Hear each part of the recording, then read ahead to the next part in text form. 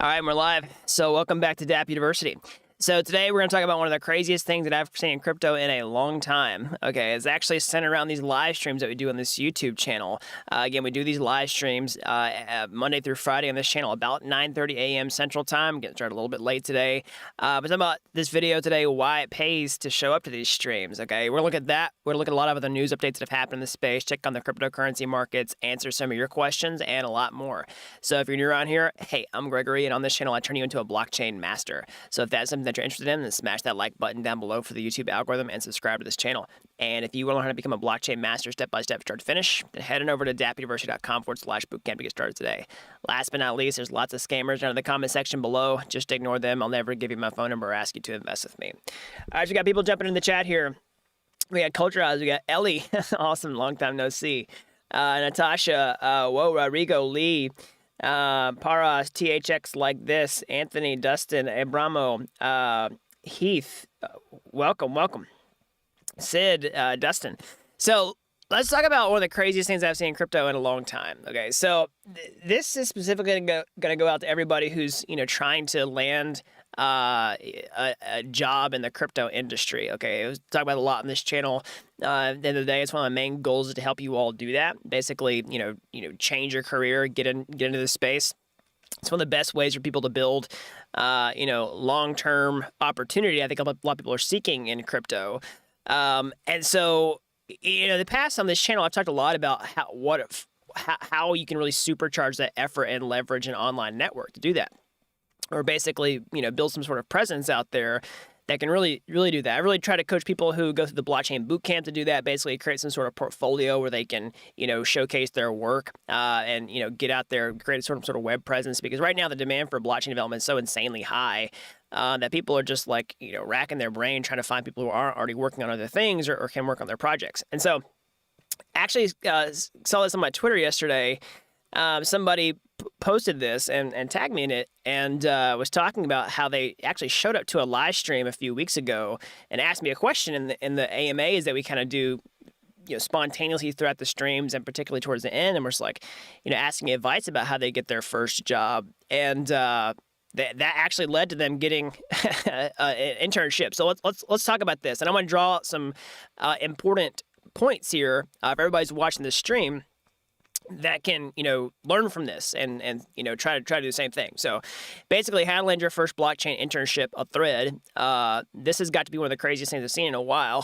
So I'd say it really pays to show up to our live streams we do Monday through Friday at 9:30 a.m. Central Time. So basically, Anthony here is saying, he says, I took your advice from previous live stream about 2 weeks ago. I believe I secured a blockchain internship. It has been less than 2 months since I finished blockchain bootcamp, and I tune in daily. So 2 billion% helped me get to where I am right now. Thank you. Awesome work, Anthony. You're the one that did all the hard work, so it's on you. So anyways, also I was like, hey, awesome. So what advice did I give? Because I can't remember what I said on a live stream, 2 months ago? And he was saying basically in this video, he asked a question I was talking about for several minutes, and basically he sent the timestamp to his friends so they'd give them the same advice. Apparently he runs a Discord channel, and he tries to, really coach people to do the same types of things that he's doing. And there's more to this story. Sorry, it gets cut off on my Twitter.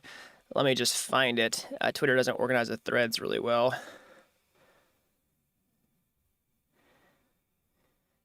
Okay, so here's the last part of the story here. So basically what he's saying is the person who interviewed me actually watched the video around 6 p.m., saw the question from earlier, found his name, Anthony here in the chat, searched his name on the internet, his website popped up, found his email, and contacted me, and it was all very magical. So the opportunity came directly from the stream. So there's a couple things to sort of draw from this. Number one is, there's a lot of high-value content on these streams. Of course, we do these Monday through Friday, 9:30 a.m. Central Time. Some people say you don't get notifications about the streams, so YouTube doesn't notify me. One way around that is basically to follow me on Twitter and just turn on tweet notifications. I don't tweet a lot, but I do tweet pretty much every time we go live. So that's another way to do it. But another is actually this importance of kind of getting yourself seen, okay? Especially for beginners who are in the space, who are trying to get their first blockchain job. Because again, blockchain's insanely high demand. Some people say like, oh, but nobody wants to hire beginners. That's not really true. I've seen lots of people hiring beginner blockchain developers. I see lots of people having to train developers to actually transition to blockchain because it's so hard to find talented people in the industry. And so you can greatly increase the likelihood that people are going to want to hire you the more people know about you, okay? And this is an instance where basically building some sort of online presence can really, really help that. Because at the end of the day, I'm trying to get this advice to a lot of people who are beginners. It's true that not everybody's going to take a chance on you as a beginner, right? Not every job's right for a beginner, but you increase the likelihood that you're going to find somebody who wants to take a chance on you the more people know about you. So that just reinforces that idea of, getting yourself out there. And I've made some videos in the past about this, about how to do this really effectively, but I'll probably make another one on the YouTube channel really soon. So make sure you subscribe to the channel, turn on notifications. I'll sort of detail out that strategy on how to supercharge your portfolio and, really, really break in the industry that way. So I just wanted to bring that to you all because it's one of the craziest things I've seen in a long time. All right, let's go ahead and check on the crypto markets here. And we got some other news I want to cover, but let's just go ahead and check on the prices. We've got some people in the chat. Somebody says, I got hired with only about 6 months of freelance experience. Reddit has some good subreddits to find freelance gigs. Awesome. Somebody says, I have a physics degree, but a lot of employers really want skills you don't necessarily need a degree. Yeah, that's true. You don't need a degree to become a blockchain developer. The nice thing about tech is... for coders, it's largely about what you can do and the value that you can bring to the table. So, I mean, it's not bad to have a degree. A degree's not necessarily going to hurt you if you already have a degree, but it's not necessary. But that's actually, it's a positive for a lot of people who feel like they can't, go back and get like a 4-year degree somewhere or even more. You can learn a new skill like blockchain, an incredibly high value skill in a relatively short amount of time compared to, a long degree program like that and for a lot less money. So let's go ahead and check out the crypto markets. So Bitcoin, we hit $50,000 over the past couple days. We've seen a correction since then. I already see people on Twitter everywhere freaked out saying, oh, it's the dead cat bounce. So we got another rounded top. We're just going into this, long bear market. I think the faster you learn to weed out the noise on places like Twitter, the better your journey in crypto is going to be. So anyways, we're still above all our long-term moving averages here, which, is, I see is incredibly bullish. That again, I've talked about a lot in this space about how the fundamentals are still incredibly bullish for the entire space. I still think Bitcoin's leading the market. We could even still breach these moving averages without any real fear. I mean, we did it here, right? I'm not super worried. Still cautiously bullish. I'll put it that way. So we can check on the ETH chart as well. So ETH has kind of been just lagging along here. It's been kind of flat, but ETH kind of does that, right? You see this in ETH history a lot, where it kind of is just flat and is boring for a long time, and then tends to make a jump. So I still think Bitcoin's leading the market. It's got to make up its mind about what it wants to do before I think a lot of these other things sort of pop off, unless they have a really strong fundamental catalyst that comes along. Of course, we've seen other cryptos like, Cardano, Solana, Avalanche pop off, but those have also had significant events around, those ecosystems. And ETH just had EIP 1559, which has significant impact, as well as just the entire market momentum kind of bringing it up. But we'll just have to wait and see. But still cautiously bullish overall and in both cases. So we can actually have the ETH burn. We haven't looked at that in a couple days. So EIP 1559 is successfully live. We can do some quick math here. So 92 million ETH has been burned. Let's just do calculations. All right, so 92 million, so 92, and then 1, 2, 3, 4, 5, 6. Oh, sorry, 92,000. I don't know what I'm saying here. 92,000, 1, 2, 3. All right, times 30. Let's just call it ETH price $3,100. We'll round down. Oh, shoot. It's a user error.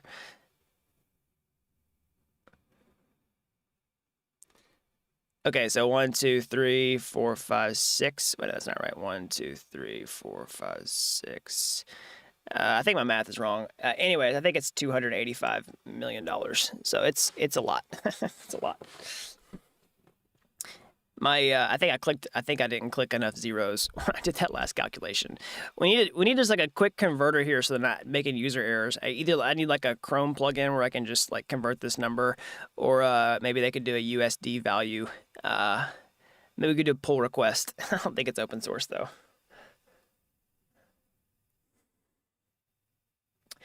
Somebody says, what's the difference between a flash loan attack and legitimate flash loan transaction? If we create a Dapp from Dapp University flash loan code, our flash loan Dapp activity be seen as a flash loan attack? No, not unless you're attacking a system. So basically, like the flash loan exploits are when you're essentially stressing a system beyond what it's designed to do. And I mean, this is a kind of mixed opinion on this, that can be good to show the vulnerability in the system. No, I don't advocate people do that in production and take real money. But that's what an exploit is. Like, are you actually exploiting something, or are you just taking advantage of an opportunity that anybody could really do that's a fair use of the protocol? So, like our cryptocurrency arbitrage, where you buy on one exchange and sell on another, that's not an exploit, right? That's just like bringing markets into efficiency, which is actually a good thing. You want prices to be efficient in that way. So that's definitely not an exploit. It's not against anybody's terms of service or anything like that.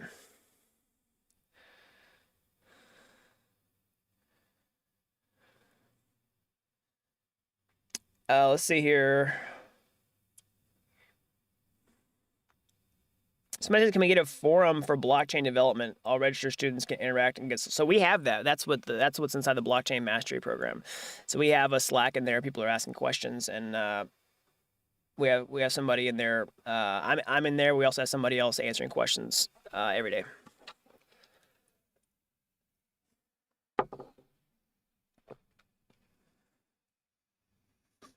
Okay, so let's actually look at some other things happening in the space this week. So, the NFT space is still pretty frothy. Okay, and also because one of the, there's a lot of people kind of skeptical in the NFT space still, despite so much happening. I mean, I was skeptical on collectibles for a long time. It's one of the reasons I put a tweet out the other day. It's like, I'm not going to lie, I got a little bit of FOMO around CryptoPunks. I mean, I was skeptical about collectibles in the early phase. I think as collectibles have started to take off over time, and we start to see new collectibles that have use cases beyond just like looking at them, that, I've kind of changed my perspective on them a little bit. But I've always been bullish on NFT technology beyond just collectibles, right? What you can do with potentially insurance contracts, concert tickets, whatever it is. But, we do have a use case, which is domain names, which is what we have ENS names for. And we just saw that Budweiser, right, was getting this. So Budweiser paid 30 ETH for beer.eth. So that's almost $100,000. There's some symbolism to them flexing a rocket from TS Rocket Factory. It's happening, everyone. So basically, this is an NFT. And now this is actually the profile picture for Budweiser. So we've got Budweiser has come to the party, everybody. The beer has arrived. Let's just look it up. So yeah, we're seeing more brands kind of jump on the NFT train. And I think honestly, I think some of what these brands are doing, I think a lot of them know that social tokens are things that they should be thinking about. The NFTs are things that they should be thinking about for their brands, and how can they leverage them to build communities, because I think that's how brands like big picture are evolving and trying to capitalize on this. Because we saw a shift whenever Web 2.0 really took off and we had social media, where now brands need to be social. Brands need a Twitter account. Brands need a Facebook account, which who cares before? But there's massive incentives for brands to do that, because you have direct communication with your customers who have consented to follow you and receive updates from you. It's like a marketing channel that you just can just directly talk to them through, which I never had before. If you're gonna tell anybody anything about beer before. You basically had to buy ads at the Super Bowl, you know what I mean, or like take out an ad. You know, this is like traditional ads, but this is a way you could have directly communicate with your customers. And NFTs and blockchain are the next sort of wave of that, and I think we see brands are aware of that and are trying to figure out like what works and what doesn't. And I think Budweiser is on the train, so to speak.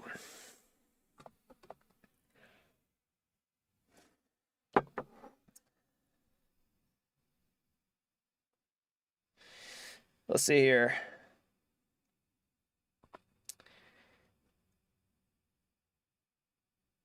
Someone says most NFTs, like on ETH, just point to a website on a centralized server. You're talking about the NFT images. So the easy solution to that is basically to put NFT images on IPFS.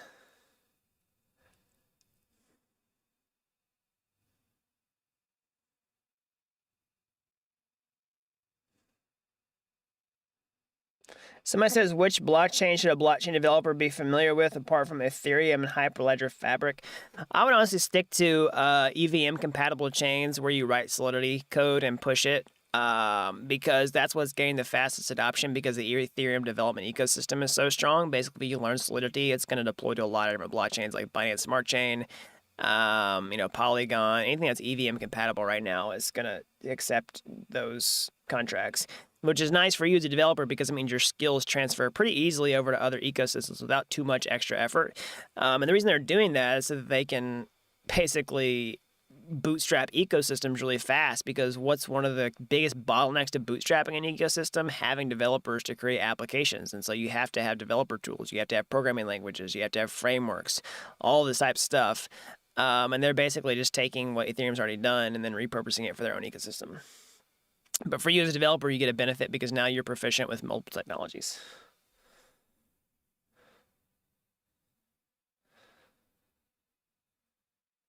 Yeah, somebody says XDAI, yep.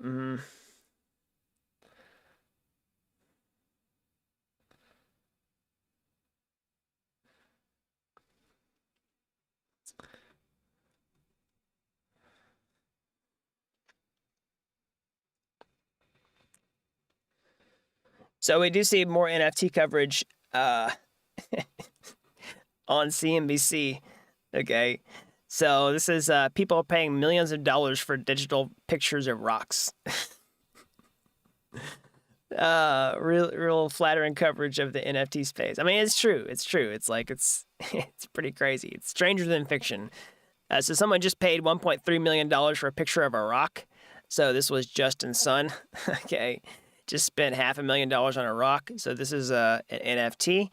It sold for 400 Ether, $1.3 million late in the afternoon. So we got some mixed figures here. But it's for Ether rocks. Okay. So this is our OG crypto NFT collection from 2017. Okay, it's like we keep digging these things up and trying to find ancient gems. It's like crypto archaeologists. Yeah, it's pretty crazy.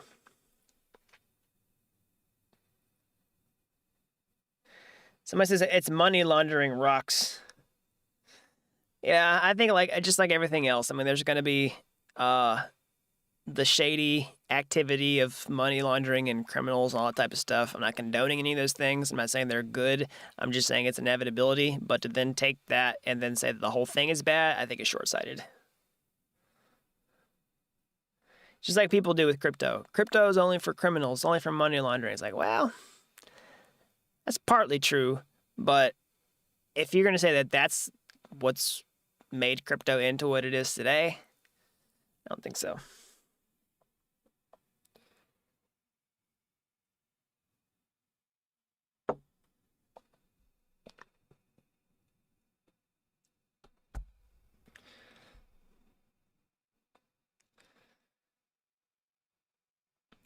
All right, so let's see here.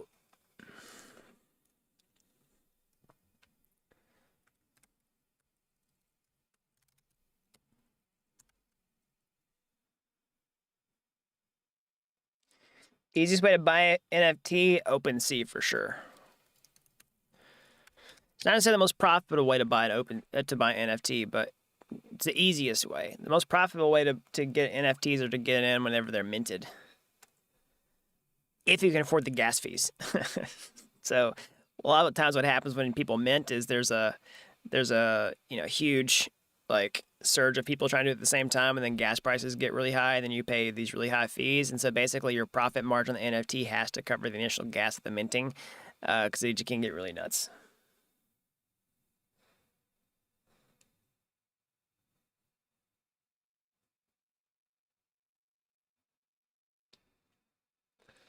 Somebody says you can definitely mint your own NFT too.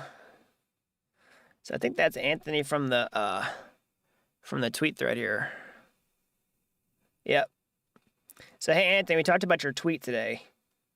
So if you want to give us an update on your internship process, I'm sure everyone watching would love to know. Someone says, "What is OpenSea?" So it's OpenSea, like ocean. I'll put the link in the live chat replay here.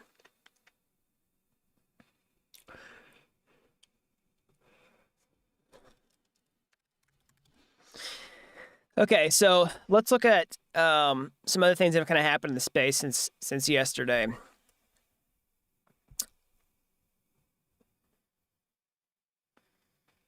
My news site's actually not loading right now. Hold on.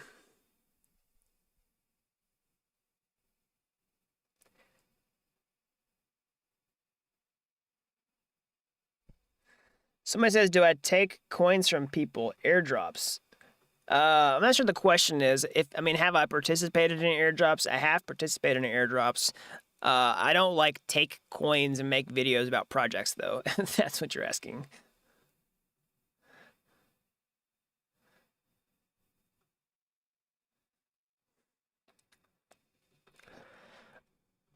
Okay.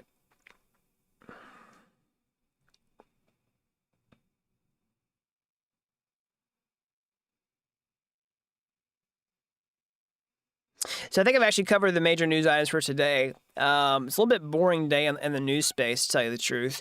But hey, that's okay.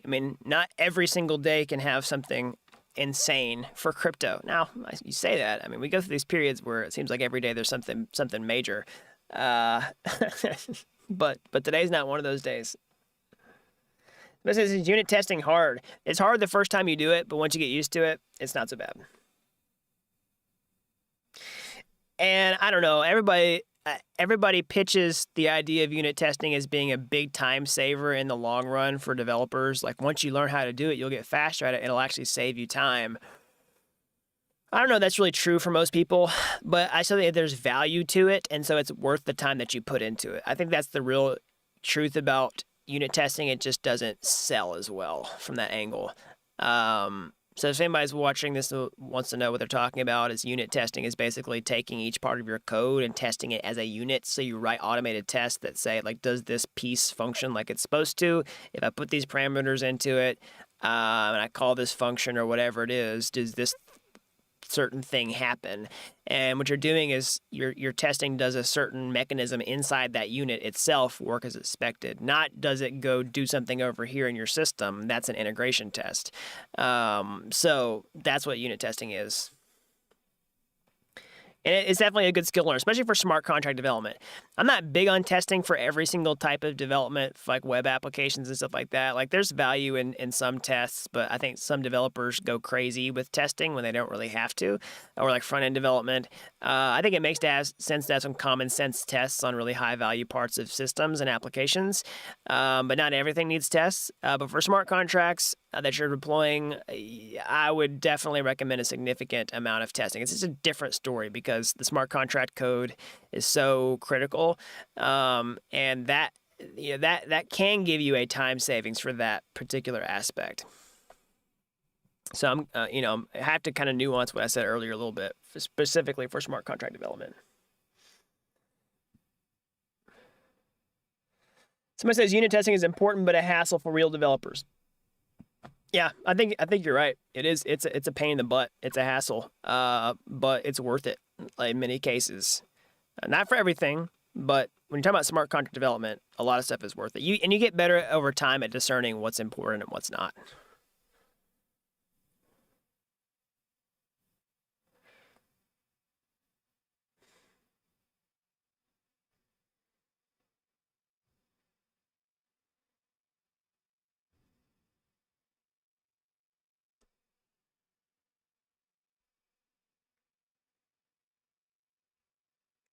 So this is Anthony in the chat here.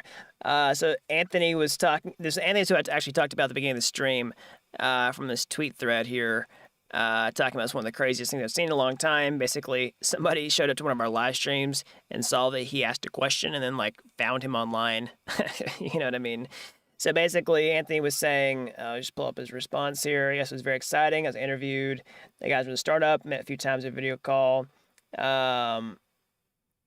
Did not even have to take tests to prove my knowledge. We had a very deep, so it cut off. So basically, sounds like he was impressed on the surface. So the chat's moving so fast here. Had a very deep conversation about the blockchain and portfolio, shared my knowledge. Extremely passionate about this space and believe he could see that. Working on a bunch of projects and blog weekly. I recommend everyone blog. It solidifies your knowledge. Yeah, totally. That's part of the goal from like marketing yourself from a developer standpoint. Is it doesn't have to be a blog, but any way that you can teach what you've learned and give back, because it's two purposes. It provides value to other people, especially if it's something that you struggled with. Then I guarantee you somebody else is going to go through the same thing, and then they get value out of seeing what you learned and how you broke past that. It solidifies what you know, which is what he's saying here. And then it also like shows people that you know what you're talking about and are capable. And guess what? People who are hiring developers, they want people who are capable and have the skills. And so they see that you've got that. And so it accomplishes all these purposes with this one task that most people just don't even take the time to do. It's like unit testing we're talking about. It's hard, it's extra work, but it can be really, really worth it, especially if you're trying to get your start. So then Anthony was saying he finished the boot camp, built portfolio up, 6 weeks of job search, everything. It's very scattered. That's okay. Yeah, totally. So that's just some pointers here. I think are really awesome.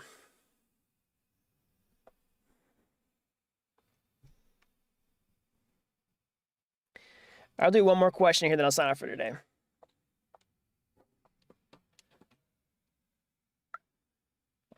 He says his blogs are like 10 pages of very high-level discussion. Yeah, I mean, if you don't like to write, you don't have to do blogs. I don't personally like to write long-form content. It's one of the reasons I like to do videos. I can just formulate thoughts much faster. It takes less time to make a video for me than it does to write things that are polished and edited and reread and polished. So you can make videos, you could do tweet storms, you could do Instagram posts, although Instagram's probably not going to be as effective as other stuff like that. But yeah.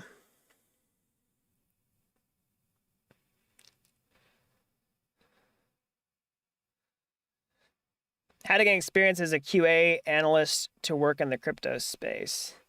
So some quality assurance, I would just go use a lot of DeFi applications, and then you could. So here's the thing. I haven't thought about this problem that much from a QA perspective, but there's a principle that applies to pretty much everything, and particularly for blockchain development, which is if you're trying to get experience and you're trying to get your first job, if you don't have any experience, how do you get that experience? Well, you get it outside the workplace. And so there's a couple ways to do this. You can build something for yourself, which is what I typically advise most developers to do. But if you're doing QA, it may not make sense for you to build something as much as it is to just test something out. So you could kind of do some pro bono stuff maybe for maybe an open source project or something like that, where you're actually doing some QA, or maybe you just do some sort of QA audit on an open source project, and you don't actually solicit them you